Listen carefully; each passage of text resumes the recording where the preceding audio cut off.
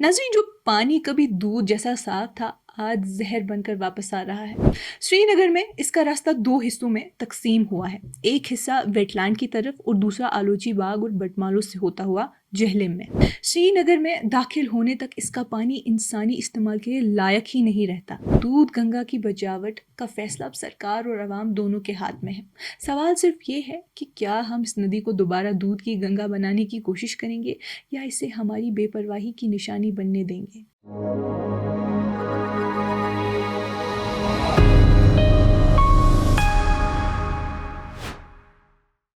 ये कश्मीर रिपोर्ट है। आप सब नाजरीन का खुशामदीद। मैं हूँ आपकी मेज़बान उमायमा ऋषि। नाजरीन, श्रीनगर की लगभग 2.5 लाख आबादी का पीने का पानी का एक बड़ा सोर्स दूध गंगा नदी पिछले 6 सालों से इलीगल माइनिंग और शहर के अपटाउन कचरे के निकलने की वजह से बहुत बुरी हालत में है। कोर्ट में चलती लंबी लड़ाई के बाद अब अथॉरिटीज़ को अपने गलत रवैये पर दोबारा गौर करना पड़ रहा है। छानापुरा श्रीनगर के एक रहने वाले कहते हैं कि दूध गंगा उनके इलाके के लिए हमेशा से पानी का जरिया रहा है। उन्होंने हमसे कहा कि हम बचपन में वहाँ खेलने जाते थे, तैरते थे और किनारे पर बैठकर आराम करते थे, मगर अब नहीं। दूध गंगा वैसी नहीं रही जैसे पहली थी। आजकल तो ज़्यादातर नाली जैसी लगती है। कुछ साल पहले तक दूध गंगा अपटाउन श्रीनगर को पीने का पानी फराहम करती थी, लेकिन अब इल्लीगल माइनिंग, कचरे का ढेर और गंदगी ने इसे तबाह कर दिया है। जो नदी पहले दूध की गंगा के नाम से मशहूर थी, आज धीरे धीरे मर रही है। इसी वजह से ये मुद्दा अखबारों में रहता है और लोग इसमें होती तबाही रोकने की कोशिश कर रहे हैं। दूध गंगा जहलिम नदी की ही एक शाख है। ये पीर पंचाल की ग्लेशियर से निकलती है, तत्ता कोटी पहाड़ के पास शंकर बुलबुल से, जो 4500 मीटर बुलंदी पर है। पहले हिस्से में ये बर्फ पिघलने से बनती है और फिर स्प्रिंग्स और छोटी छोटी झीलों से इसका पानी भरता है।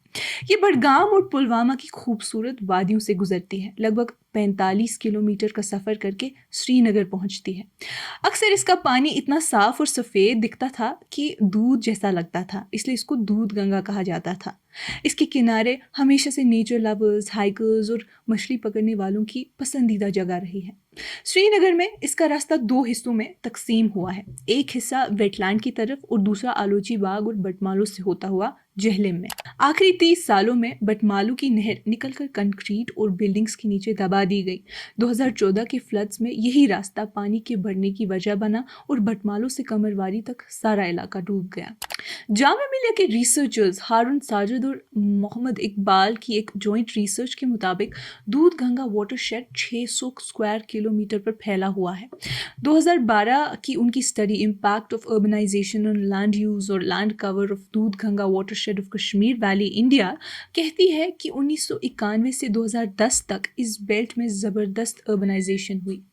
20 सालों में बिल्ट अप एरिया 5056 हेक्टेयर बढ़ गया। हर साल एवरेज 252 हेक्टेयर।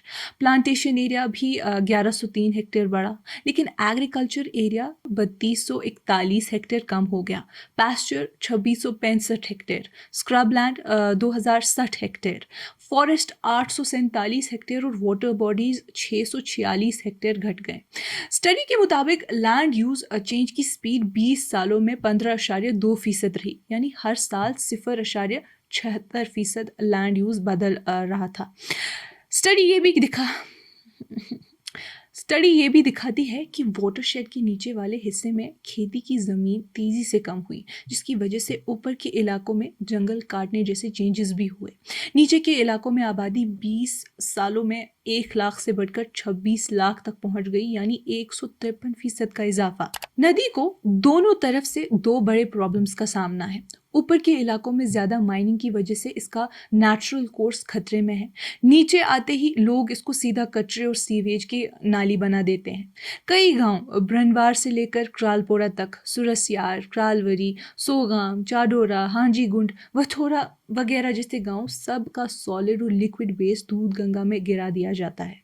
हर गांव के बाद इसका पानी और ख़राब हो जाता है। एनवायरमेंटल एक्टिविस्ट राजा मुजफ्फर कहते हैं कि ब्रनवार से लोगों ने स्वच्छ भारत के क्रांस लेकर टॉयलेट्स तो बनाए, मगर सेप्टिक टैंक्स बनाए ही नहीं। सारा वेस्ट सीधा दूध गंगा में गिरा देते हैं। ये सिलसिला चलता रहता है जब तक नदी श्रीनगर के वेटलैंड्स में नहीं गिरती। श्रीनगर में दाखिल होने तक इसका पानी इंसानी इस्तेमाल के लिए लायक ही नहीं रहता। शहर के करीब जो नौजवान पहले इसमें नहाते या तैरते थे, अब पानी की क्वालिटी की वजह से अब बंद कर चुके हैं, क्योंकि पानी की क्वालिटी ही ऐसी है कि एलर्जीज होती हैं। शहर में दाखिल होने से लेकर वेटलैंड में जाने तक दूध गंगा असल में एक बड़ा डंपिंग ग्राउंड बन चुकी है। हर इलाका अपना कचरा इसमें फेंकता है। बड़े पंपिंग स्टेशंस जैसे छानापोरा, नटीपोरा, बरजुला के बोन एंड जॉइंट्स हॉस्पिटल के पास, बुलबुल बाग और बटमालू के एक इलाके में लगे हुए हैं। ये बड़े पंप्स दोनों तरफ के इलाकों का सारा गंदा पानी रोजाना कई मरतबा इस नदी में फेंकते हैं।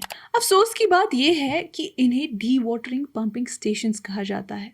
मतलब कि ये बरसात या तूफान के पानी को निकालने के लिए बनाए गए हैं, लेकिन असल में ये इंसानी गंदा पानी सीधे दूध गंगा में गिरा रहे हैं। एक्टिविस्ट राजा मुजफ्फर के मुताबिक सिर्फ एसएमसी लिमिट्स के अंदर 13 पंपिंग स्टेशन चल रहे हैं और 2014 के फ्लड्स के बाद वर्ल्ड बैंक के पैसों से 6 से 8 नए पंप्स और लगाए गए।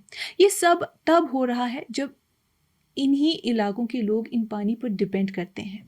हैदरपोरा, पीरबाग, हुमामा, रावलपोरा, छानापोरा, बागी मेहताब, क्रालपोरा, जवाहर नगर और बटमालू, सबको जो टैप वाटर मिलता है वो इसी नदी से आता है। बडगाम हिल से पानी खींचकर पब्लिक हेल्थ इंजीनियरिंग यानी जो अब जल शक्ति डिपार्टमेंट है, तकरीबन 8 लाख लोगों को सप्लाई करता है।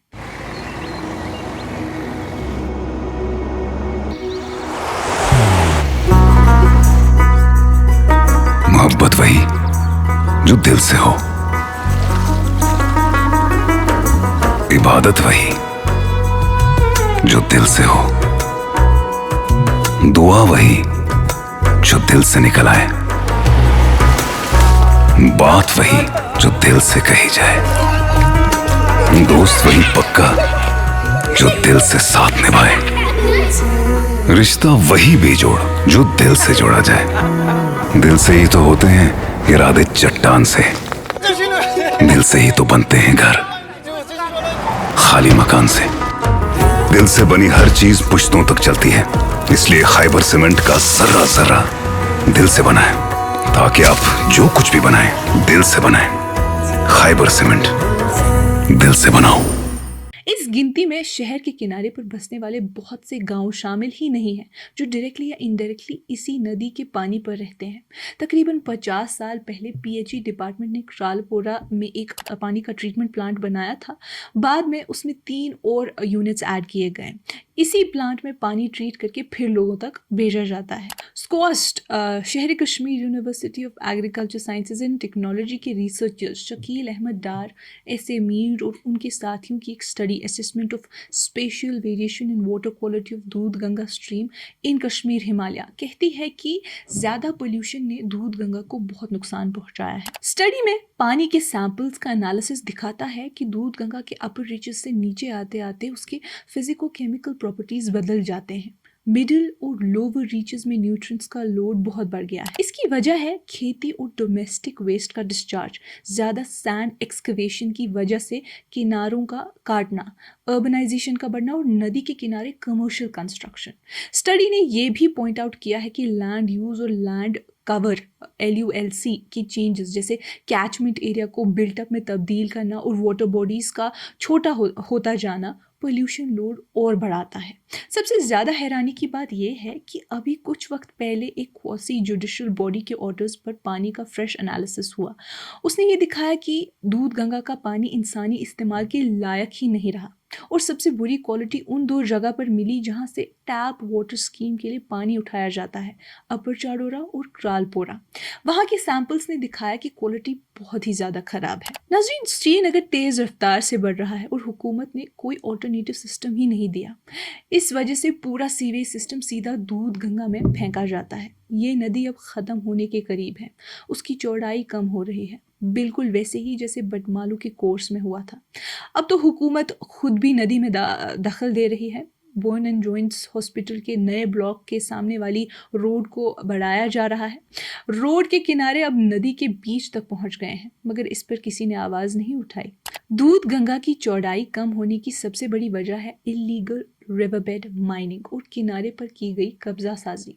ये नदी चाडोरा और होकर से वेटलैंड के पास गुजरती है और यहाँ पर इलीगल माइनिंग बहुत ज़्यादा होती है। डॉक्टर राजा मुजफ्फर जो नदी के बेहतरी के लिए काम कर रहे हैं कहते हैं कि हैवी मशीनरी यूज़ होती है और रिवरबेड माइनिंग के रूल्स फॉलो नहीं होते। कुछ ज़रूरी रेगुलेशंस होते हैं जो पानी की इकोलॉजी को बचाने के लिए बनाए गए हैं, मगर यहाँ उन्हें नज़रअंदाज किया जाता है। अब एनजीटी के केस के बारे में बात करें तो 2021 में राजा मुजफ्फर साहब ने पोल्यूशन के खिलाफ ये case NGT national green tribunal में उठाया। ट्रायल के दौरान उन्हें इलीगल माइनिंग का भी अंदाज़ा हुआ। धीरे धीरे ये समझ में आया कि बड़े स्केल पर हैवी मशीनरी का इस्तेमाल हो रहा था जिससे नदी और आसपास के इलाके पर शॉर्ट टर्म और लॉन्ग टर्म दोनों नुकसान हो गए।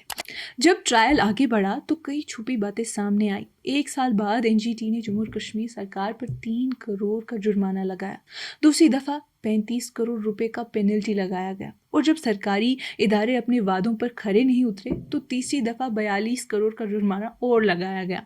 एनजीटी ने स्ट्रिक्ट रूलिंग दी कि रिवरबेड में हैवी मशीनरी का इस्तेमाल ना हो, लेकिन तब तक नदी अपने कोर्स की जगह बदल चुकी थी। चाडोरा के आगे रिवरबेड इतना गहरा हो गया कि बोरवेल्स और स्प्रिंग्स सब सूख गए हैं। एनजीटी के ऑर्डर में कहा गया था कि लगातार वाटर एक्ट की वायलेशन हो रही है जो एनवायरनमेंट और पब्लिक हेल्थ के खिलाफ है और इस पर कंट्रोल नहीं हो रहा।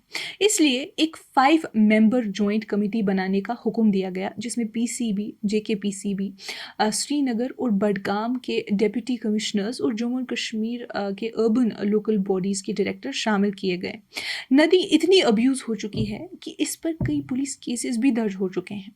इरिगेशन और फ्लड कंट्रोल डिपार्टमेंट के ऑफिशियल्स ने कहा कि दूध गंगा पर इलीगल माइनिंग के खिलाफ कई एफआईआर्स भी फाइल किए गए हैं। क्योंकि ये नदी 40 किलोमीटर से ज़्यादा लंबी है इसलिए अलग अलग पुलिस स्टेशंस में एफआईआर्स दर्ज की गई हैं। अब अगर हम आगे का प्लान देखें तो अथॉरिटीज़ ने एनजीटी के बार बार के ऑर्डर्स पर अलग अलग तरीके से रिएक्शन दिखाया। 2023 में मिसाल के तौर पर श्रीनगर म्यूनसिपल कॉरपोरेशन एसएमसी ने कहा कि वो दूध गंगा को दूध Ganga rejuvenation and restoration project के जरिए बहाल करेगी। पब्लिक नोटिस में लिखा गया आलोची बाग से छत्ताबल तक दूध गंगा नाला की रिजुविनेशन और restoration Srinagar smart city limited के जरिए ड्रेनेज सर्कल सिविल एसएमसी के एग्जीक्यूशन में ली गई है। लेकिन इस साइट पर कई इलीगल स्ट्रक्चर और इंक्रोचमेंट्स बन गए हैं। इन इंक्रोचमेंट्स को हटाना और नाले को रिस्टोर करना शहर के फ्लड और स्टॉर्म वाटर मैनेजमेंट के लिए बहुत ज़रूरी है। एसएमसी ने 1 हफ्ते का टाइम दिया था कि इंक्रोचर्स अपनी इलीगल स्ट्रक्चर्स को खुद हटाएं वरना ये स्ट्रक्चर्स ज़बरदस्ती गिरा दिए जाएंगे और इसका खर्चा भी उन्हीं से वसूल किया जाएगा। लेकिन कुछ ही दिनों में हफचनार से बटमालू के बीच वाले इलाकों ने इसके खिलाफ प्रोटेस्ट शुरू कर दिया और ये इनिशिएटिव ख़त्म हो गया। बाद में हुकूमत ने एनजीटी को सबमिट किया कि वो एक chain of sewage treatment plants STPs बनाएगी ताकि वेस्ट नदी में ना जाए। पूरा प्लान लगभग 142 करोड़ का था और एनजीटी ने हुकूमत को पेनल्टी के पैसों का इस्तेमाल करने की इजाज़त दी। राजा मुजफ्फर कहते हैं कि उन्हें बताया गया है कि एसटीपीज के लिए डीपीआर बन गई है और एनजीटी ने पहले फेज़ के लिए 50 करोड़ रुपए तक स्पेंड करने की परमिशन भी दी है, लेकिन वो ऑलरेडी 18 महीने डिले हो चुके हैं। फिलहाल छानापुरा में एक एसटीपी के लिए ज़मीन एक्वायर की गई है मगर उन्हें उसकी कैपेसिटी और टेक्नोलॉजी का अभी इल्म नहीं है। जब पहला फेज़ स्टार्ट होगा दूसरे फेज़ का डीपीआर अप्रूव होगा। नाज़रीन, जो पानी कभी दूध जैसा साफ था आज जहर बनकर वापस आ रहा है। ये बात सिर्फ एक नदी की नहीं बल्कि एक शहर के मुस्तकबिल की है। अगर यही सिलसिला चलता रहा तो अगले चंद सालों में श्रीनगर अपना एक कीमती नदी खो देगा। दूध गंगा की बचावट का फैसला अब सरकार और आवाम दोनों के हाथ में है। सवाल सिर्फ ये है कि क्या हम इस नदी को दोबारा दूध की गंगा बनाने की कोशिश करेंगे या इसे हमारी बेपरवाही की निशानी बनने देंगे। नाज़रीन, आज की इस कश्मीर रिपोर्ट में इतना ही। बाकी मज़ीद मालूमात के लिए बने रहिए कश्मीर लाइव के साथ।